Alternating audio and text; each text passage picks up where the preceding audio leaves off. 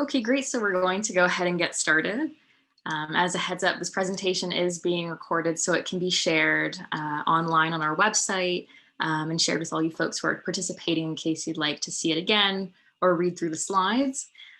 Thanks so much for your time in coming. I know it's very precious and you folks are probably really overwhelmed with classes, lectures, all sorts of things. So welcome to our Map the System information session. As a heads up, while I'm sharing my screen, I'm not going to be looking at the chat, but still feel free to post your questions in there. This presentation is probably only going to be about 10 minutes, and then we'll get to all the questions afterwards.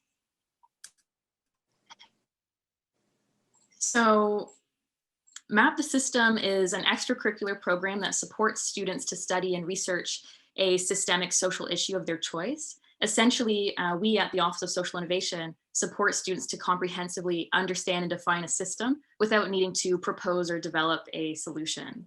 And so over one semester, we offer resources to guide you through learning about the complexities of a social, environmental, or economic system while developing your research, writing, and presentation skills.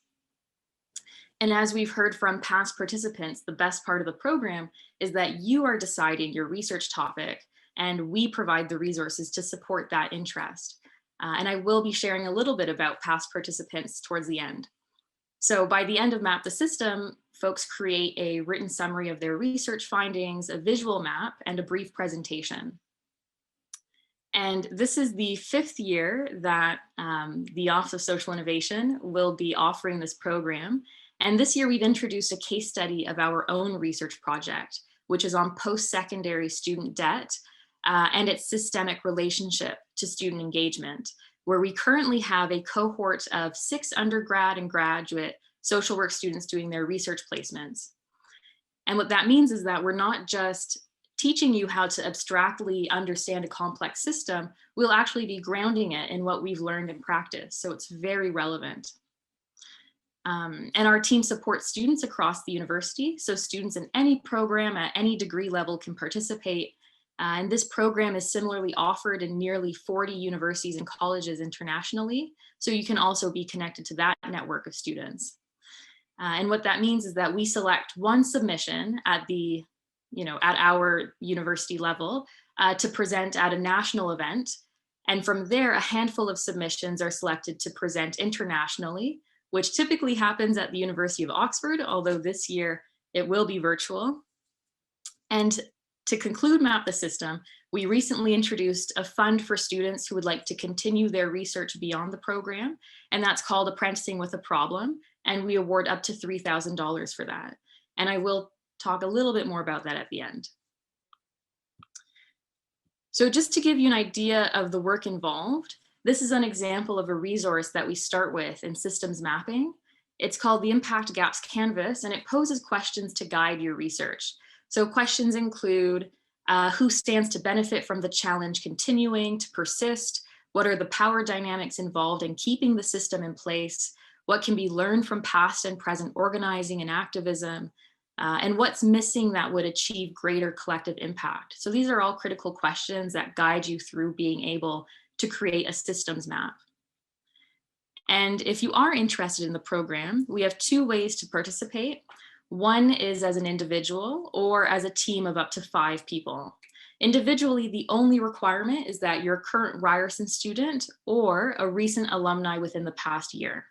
And this includes students in part-time or full-time studies across any degree level, that's undergraduate, graduate, and continuing education. And if you'd like to be in a team, then only one person needs to be a Ryerson student or alumni. And you'll see from examples of our past participants that we've had teams of students working with folks external to the university as community members or students from other universities or colleges entirely. And so this is a overview of our timeline. Most importantly is the deadline to register for February 7th. That's Sunday, next Sunday. Even if you're not sure that you have the time or energy to participate this semester, we do recommend that you register anyways, since there's really nothing at stake. You're not obligated to make a submission just by registering. Instead, by registering, you have access to all of our resources and all of our updates in the program. So we have a shell on D2L where we manage all of our modules for each week.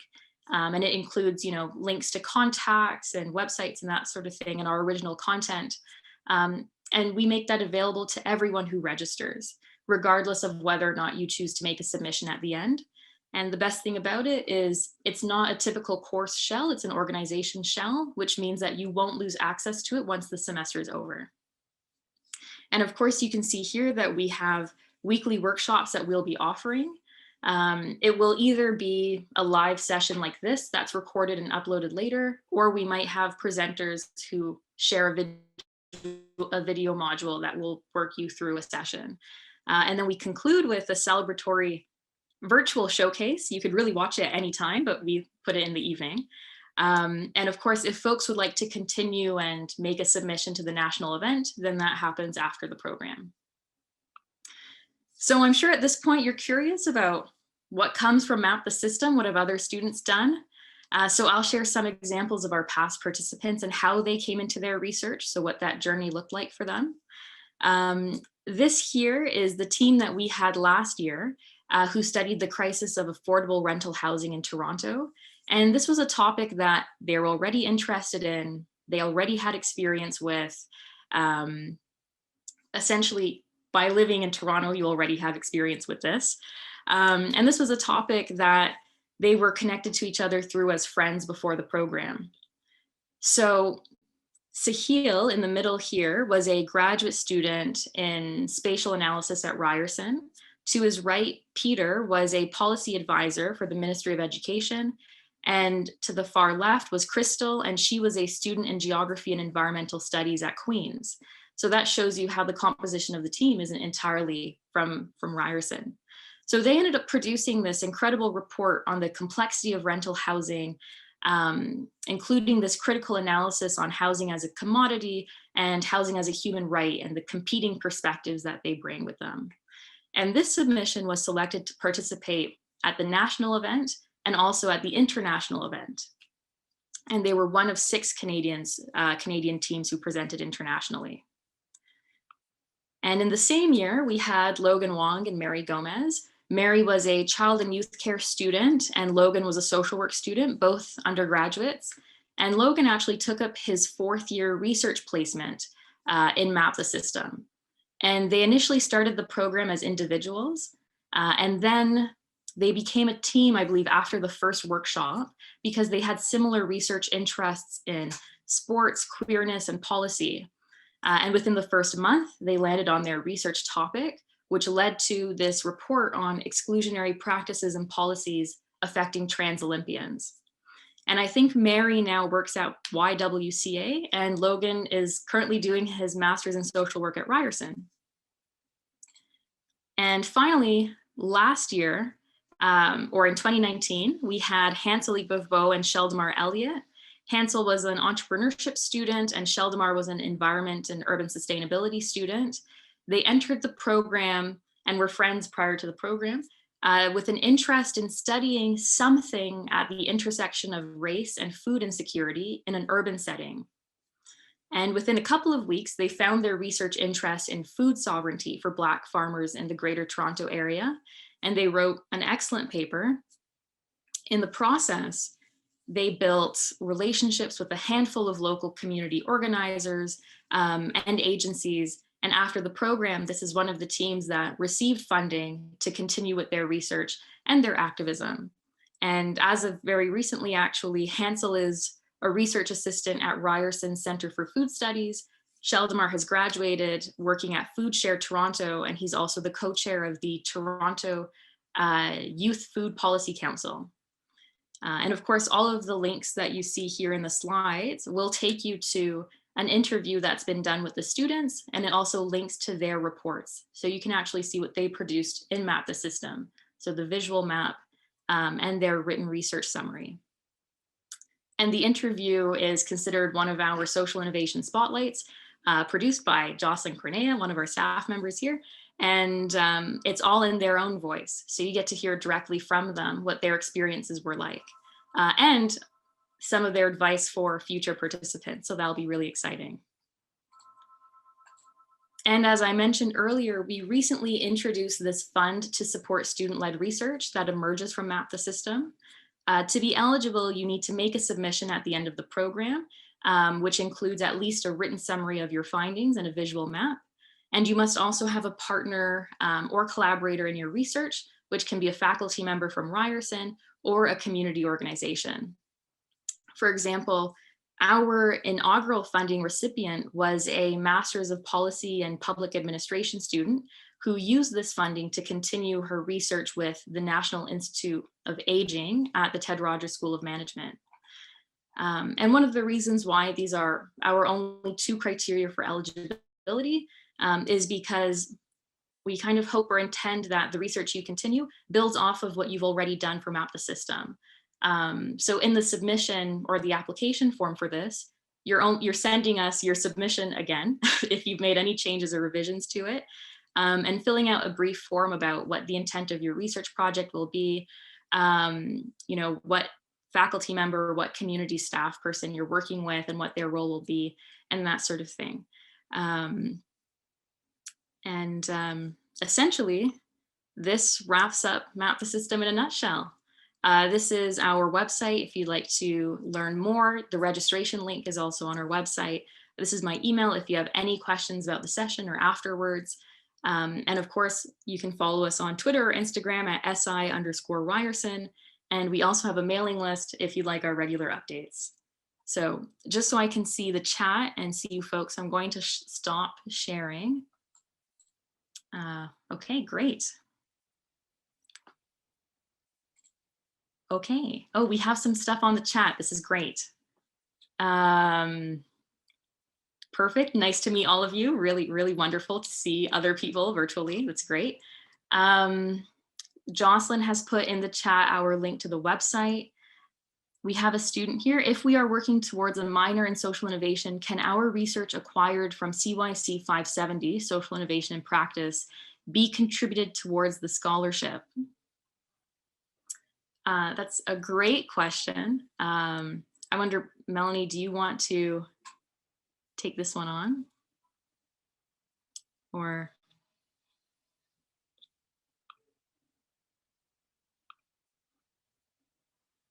I think, oh, and Melanie gets a hi, Melanie, so.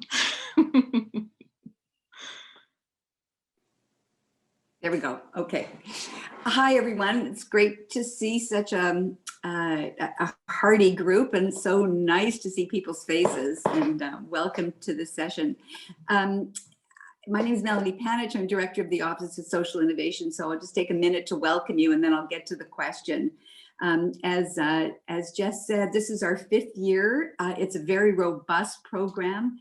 It's a signature program from the Office of Social Innovation.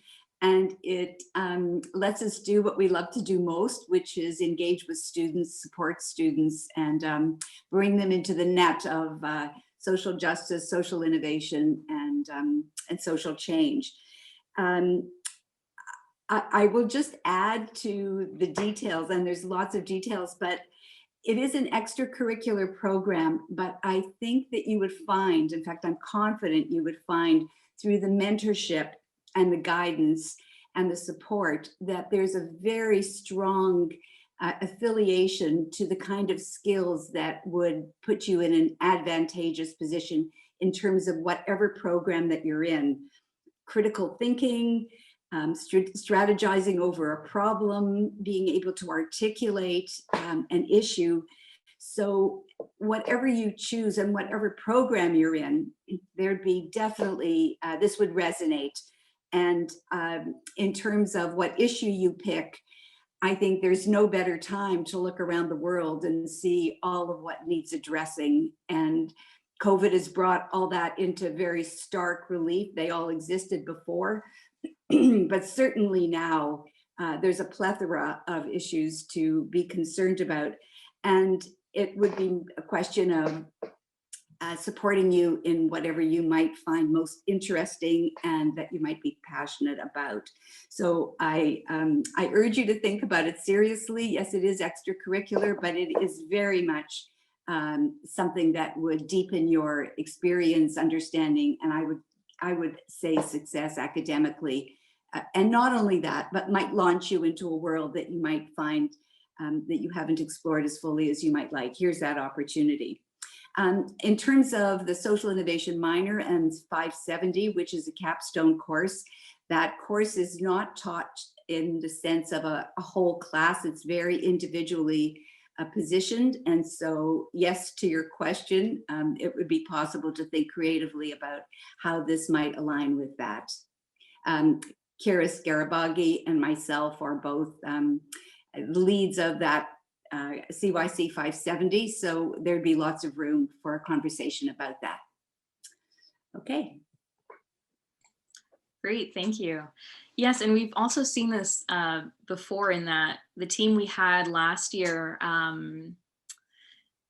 who did the crisis of affordable rental housing in Toronto, part of their research started from work that they were doing, whether it was Sahil from his graduate studies or Crystal from her undergraduate studies. And we do try and encourage for you to bring it back wherever you can. So I think Sahil ended up incorporating some of that research into his MRP actually. So there's nothing that binds you from, bringing what you're studying into this program or vice versa. But we, it's very helpful supportive research regardless. So yes, if you find something of interest in the capstone course or want to make that the focus of your submission for Map the System, by all means, feel free to do that.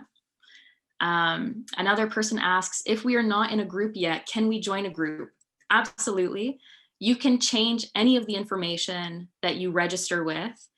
So let's say by the registration deadline, I register as an individual and I make my theme something related to climate change.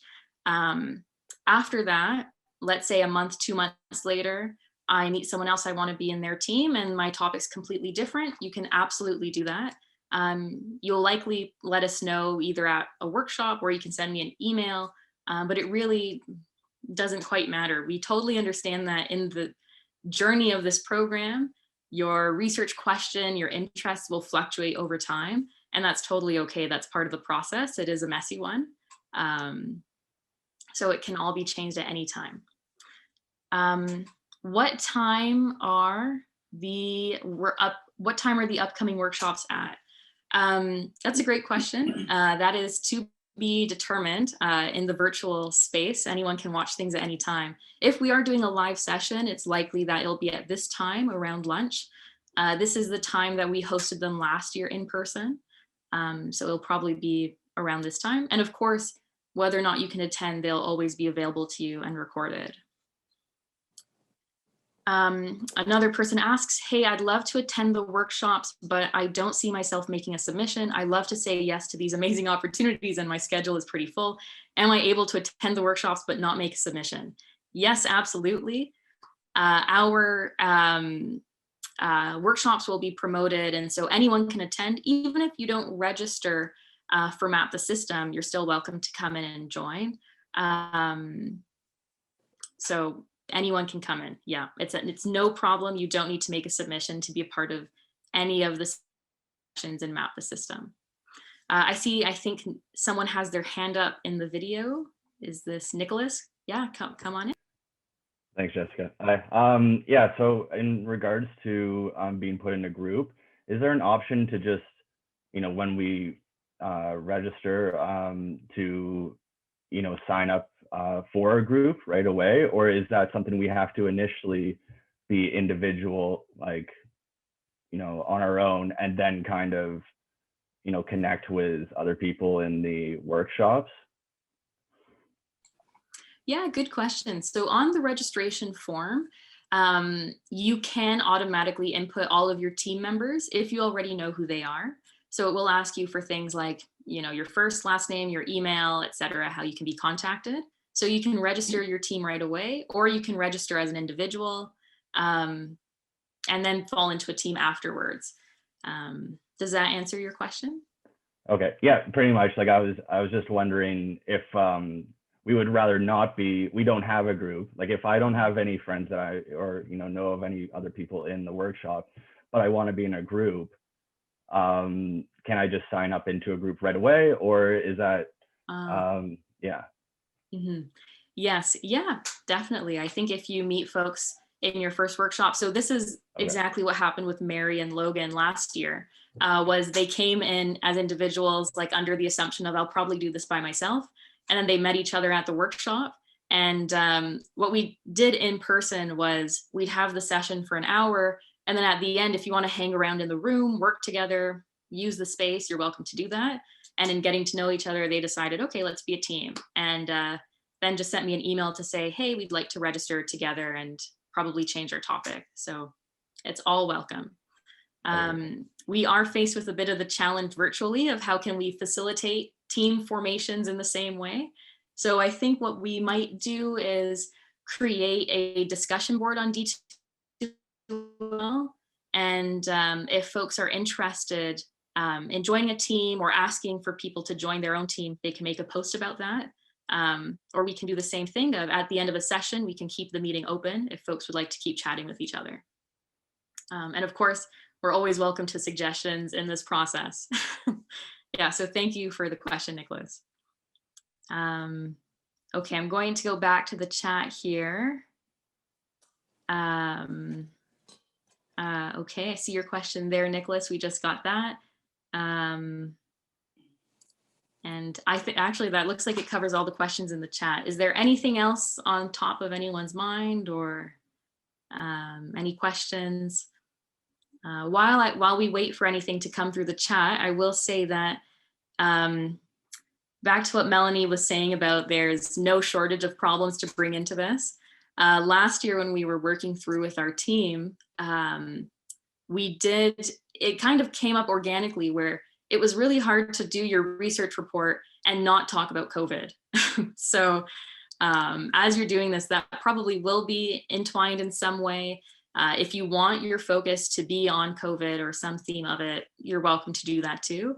Yeah. Oh, this is great. Has another question in the chat. Has Map the System ever been used as a directed studies course? I'm a PhD student at TRSM. Great question. Melanie, would you like to take this? It never has, but we always like firsts. So it might take some negotiating and thinking about supervision and thinking about the requirements of the program that you're in. But I think that's a really interesting idea. So I'm looking at you, it's Natalie, right? Natalia? Yeah. Thanks, Melanie. We can pursue that. Perfect. Maybe offline so that I'm not. Good idea. Yeah. Thanks so much. Okay.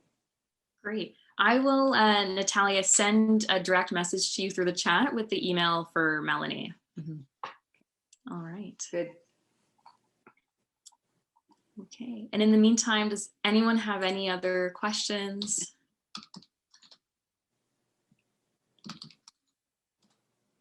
If we were meeting face to face, the room would be surrounded with pizza boxes and donuts probably.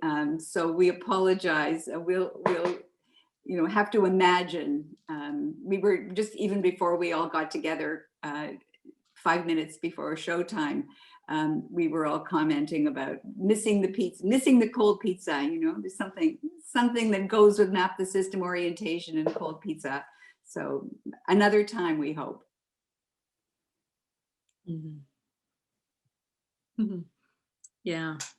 Yeah, and also to your point, Natalia, when we started Map the System, we actually thought that this would be really convenient for graduate students who already have a major research project or a thesis or a dissertation underway. And this is a really straightforward opportunity to bring that research into this program and to flesh it out or to take a different lens to it, to definitely build up new tools. So we find that students don't have experience with systems mapping or creating visual maps to really get to the depth and the complexities of a problem. So there's lots of advantage to that. So looks like almost a PhD level methods course to me, like really well resourced. Congratulations, guys. It looks incredible. Well, thank you. It's very, very kind words. And it's always been a lot of fun. It's very messy, again, in the process, but it's always worth it. It's very rewarding, I think. Okay, we have another 2 questions in the chat. What year is the most preferable to join? Should I have certain knowledge to be qualified? Definitely not. We do our best to provide kind of all of the foundation that you would need to know to start this research, all of the tools, that sort of thing. So the workshops are very straightforward. We're here as support, so you can email us, contact us anytime. So in person, we used to offer office hours. Now that'll just be virtual. So we're really here to help you. And the best part is it's directed by your interest. We also find that folks will rejoin, year after year if they like to continue or build off of their project. We just saw, I think we had a registrant who has been in Map the System. This will be their third time now. And it's great. And they've made a submission every single year, and it's looked different in the past couple of years. So yeah, it's entirely up to you how you want to take it up. So no preference for the year that you should be in. We've had everything from first year students to upper year students, graduate students. Another question, totally, this is my plan. Not a question, comment. This is my plan. I had wanted to create a system map already for my MRP, and this offers some great structure and support. That's great. Really happy to hear that. If it's of interest, I will show the system map created by that team that I was mentioning. Maybe with the preface of, okay, it will look overwhelming, and it will all be okay. You will get through this for sure.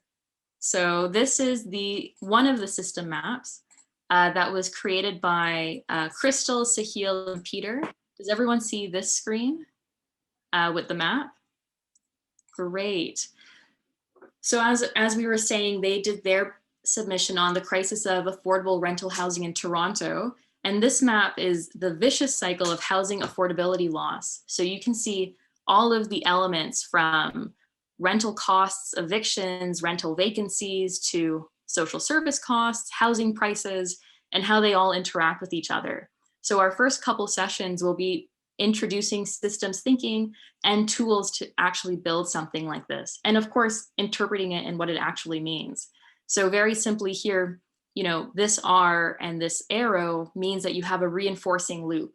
So two elements that are in relationship that will constantly reinforce each other. And because this is a plus sign, they're positively reinforcing each other. And you see this too over here with social service costs. So something straightforward like no available space and social housing leads to demand for shelters, leading to an increased shelter waiting list, leading to homelessness, and so on and so forth. And then everything else that's intricately intertwined in this challenge.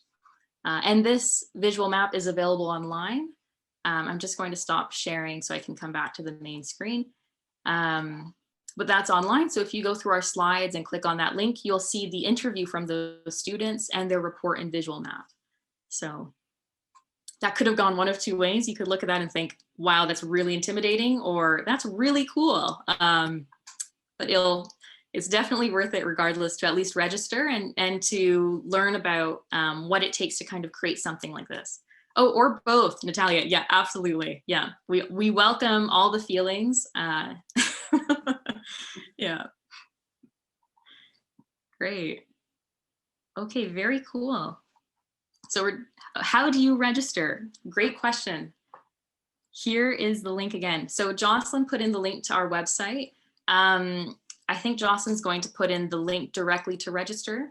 So because Map the System is a program that's hosted across other institutions too, the registration page is hosted external to Ryerson.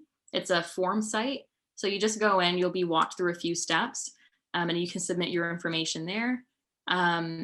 If for any reason it's not letting you submit, I think someone was sharing a technical difficulty where it was letting her know that she couldn't submit without a second team member. You can just write not applicable and continue through. You don't need a team member to register. So, or if there's any other issues, you can email me. But yeah, so that's the link to register directly. And that deadline is again, February 7th. It's a Sunday before midnight.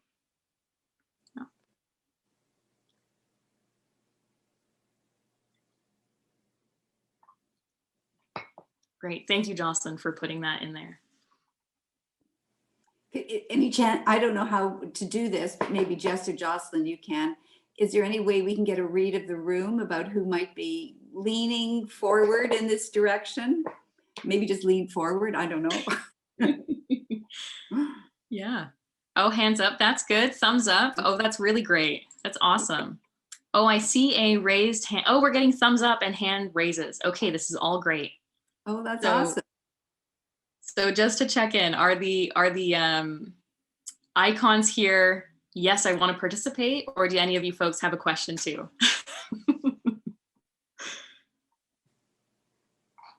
Yes, interested. Awesome. Awesome. Very exciting. Well, that looks like a good bunch of folks in the session. Awesome. Awesome. I'm in. Nice, Haley. Nice.